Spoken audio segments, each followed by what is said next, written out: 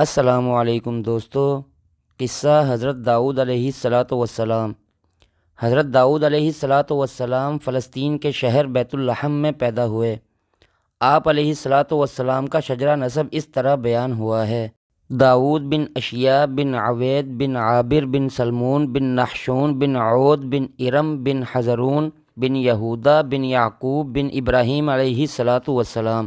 حضرت وہب بن منبع رضی اللہ تعالی عنہ سے روایت ہے کہ حضرت داؤد علیہ الصلاۃ والسلام پستہ قد کے مالک تھے، آنکھیں نیلی اور بال قدرے تھوڑے تھے۔ حضرت داؤد علیہ الصلاۃ والسلام نے 100 سال کی عمر پائی۔ آپ علیہ الصلاۃ والسلام حضرت موسیٰ علیہ الصلاۃ والسلام سے 599 سال بعد تشریف لائے۔ حضرت سلیمان علیہ الصلاۃ والسلام حضرت داؤد علیہ الصلاۃ والسلام کے بیٹے ہیں۔ آپ نے 59 سال عمر پائی۔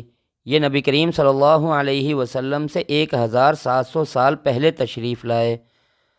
قرآن مجید میں اس طرح ذکر ہے: وَاذْكُرْ عَبْدَنَا دَاؤُودَ ذَا الْأَيْدِ إِنَّهُ أَوَّابٌ، اور ہمارے بندے داؤد نعمتوں والے کو یاد کرو، بے شک وہ بڑا رجوع کرنے والا ہے۔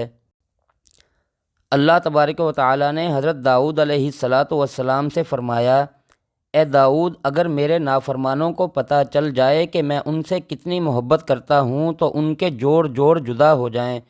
اس بات کو سن کر ایسا وجد طاری ہوا کہ ان کے جوڑ جوڑ جدا ہو گئے۔ اے داؤد، جب نافرمانوں کا یہ حال ہے تو بتا فرما برداروں سے میری محبت کیسی ہوگی؟ آپ علیہ الصلاۃ والسلام ایک دن روزہ رکھتے اور ایک دن افطار کرتے۔ یہ دراصل آپ علیہ الصلاۃ والسلام کا نفس کے خلاف جہاد تھا، کیونکہ انسان کا نفس بچے کی طرح ہوتا ہے۔ بچے کو ایک دن دودھ پلایا جائے اور دوسرے دن نہ پلایا جائے، یہ بہت مشکل ہے۔ اسی طرح حضرت داؤد علیہ الصلاۃ والسلام نے اپنے نفس سے ایسا جہاد کیا جو عام آدمی کے لیے بہت مشکل تھا، کیونکہ ایک دن نفس کو خواہشات سے روکنا اور دوسرے دن خواہشات کی اجازت دینا عظیم کام تھا۔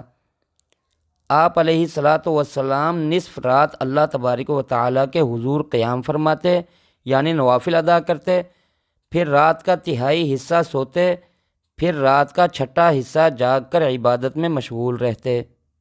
حضرت داؤد علیہ الصلاۃ والسلام کو اللہ تبارک و تعالیٰ نے ایسی خوبصورت آواز دی تھی کہ جب آپ علیہ الصلاۃ والسلام زبور پڑھتے تھے تو پرندے بھی رک جاتے تھے، حتیٰ کہ ہوا بھی تھم جاتی تھی۔ امام اوزاعی رحمۃ اللہ علیہ حضرت عبداللہ بن عامر رضی اللہ تعالی عنہ سے روایت کرتے ہیں کہ اللہ تبارک و تعالی نے حضرت داؤد علیہ الصلاۃ والسلام کو خوبصورت آواز سے نوازا تھا، یہاں تک کہ کوئی دوسرا شخص یوں نوازا نہ گیا ہوگا۔ آپ علیہ الصلاۃ والسلام کی تلاوت سن کر تمام چرند و پرند آپ علیہ الصلاۃ والسلام کے گرد اکٹھے ہو جاتے اور پورا دن اسی آواز کی خوبصورتی میں گم رہتے، اور آپ علیہ الصلاۃ والسلام کے پاس سے ہٹنے کا نام نہیں لیتے، حتیٰ کہ ان میں سے بعض بھوک و پیاس سے مر جاتے، مگر آپ سے دور ہونا پسند نہیں کرتے تھے۔ حضرت داؤد علیہ الصلاۃ والسلام پر زبور نازل ہوئی، مگر ان کی وفات سے 500 سال بعد لکھی گئی۔ اس میں 100 شاعروں کا کلام بھی داخل کر دیا گیا، جیسے مثنوی، مولانا روم، گلستان اور بوستان وغیرہ کے بعض اشعار بڑے اچھے ہیں، تاہم ان کو قرآن میں شامل نہیں کیا جا سکتا، لیکن انہوں نے اپنے وقت کے 100 شاعروں کا منتخب کیا ہوا کلام زبور میں شامل کر دیا۔ حضرت داؤد علیہ الصلاۃ والسلام کو دوسرا معجزہ یہ دیا گیا کہ آپ علیہ الصلاۃ والسلام کے ہاتھ میں آ کر لوہا موم بن جاتا تھا، اس سے آپ زرہیں بنایا کرتے تھے، اور یہی آپ علیہ الصلاۃ والسلام کا ذریعہ معاش تھا۔ سورہ سبا میں اللہ تبارک و تعالی نے اس طرح ارشاد فرمایا: وَأَلَنَّا لَهُ الْحَدِيدَ أَنِ اعْمَلْ سَابِغَاتٍ وَقَدِّرْ فِي السَّرْدِ، اور ہم نے ان کے لیے لوہے کو نرم کر دیا تھا کہ اچھی پوری زرہیں بناؤ اور کڑیوں کے جوڑنے میں مناسب اندازہ کا خیال رکھو۔ موجودہ تاریخی تحقیقات سے معلوم ہوتا ہے کہ لوہے کا استعمال جنگی ضروریات کے لیے 1300 اور 1000 قبل مسیح کے درمیان شروع ہوا ہے، اور یہی زمانہ حضرت داؤد علیہ الصلاۃ والسلام کا تھا۔ حضرت داؤد علیہ الصلاۃ والسلام سے پہلے لوہے کا جنگی ضرورتوں کے لیے استعمال تو ہونے لگا تھا، اسے پگھلا کر سپاٹ ٹکڑے بناتے اور انہیں جوڑ کر زرہیں بنا لیتے، مگر یہ بھاری ہوتی تھیں۔ حلقوں والی زرہیں حضرت داؤد علیہ السلام نے ایجاد کیں، اور لوہے کے نرم ہو جانے کی وجہ سے یہ ان کے لیے ممکن ہو سکا۔ 1020 قبل مسیح میں جب طالوت بنی اسرائیل کا بادشاہ ہوا تو جالوت اس کا حریف سر سے پاؤں تک غرق آہن تھا۔ حضرت داؤد علیہ السلام نے اسے اسی حال میں اپنی گوپھن سے پتھر مار کر قتل کیا، مگر یہ زرہ حلقوں والی نہ تھی۔ حضرت حسن بصری رحمۃ اللہ علیہ اور حضرت قتادہ رضی اللہ تعالی عنہ سے روایت ہے کہ اللہ تبارک و تعالی نے حضرت داؤد علیہ السلام کے لیے لوہے کو اتنا نرم فرما دیا تھا کہ آپ علیہ السلام اسے ہاتھ سے بٹتے اور آگ میں گرم کرنے اور کوٹنے کی ضرورت ہی نہ پڑتی، یعنی آپ علیہ السلام کے ہاتھ میں لوہا موم کی طرح نرم ہو جایا کرتا تھا کہ آپ علیہ السلام جدھر چاہے اسے موڑ لیتے اور زرہ بنا لیتے۔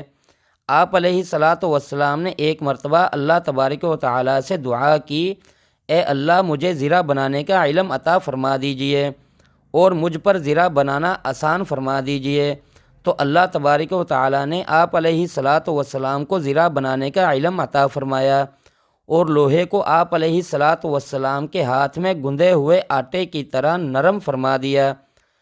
چنانچہ اللہ تبارک و تعالی نے حضرت داؤد علیہ السلام کو زرہیں بنانے کی توفیق بخشی، اس کا طریقہ سکھایا کہ نہ ہی کیل اتنی باریک ہو کہ ٹوٹ جائے اور نہ اتنی موٹی کہ سر میں چبھ جائے۔ اور بعض روایات میں آیا ہے کہ حضرت داؤد علیہ السلام تلواریں بناتے اور یہی آپ علیہ السلام کا ذریعہ معاش تھا۔ بادشاہت سے جو ملتا وہ آپ علیہ السلام صدقہ کر دیتے تھے۔ دوستو یہ تھا حضرت داؤد علیہ السلام کے قصے کا کچھ حصہ، بقیہ تفصیل سے قصہ اگلی ویڈیوز میں ذکر کیا جائے گا۔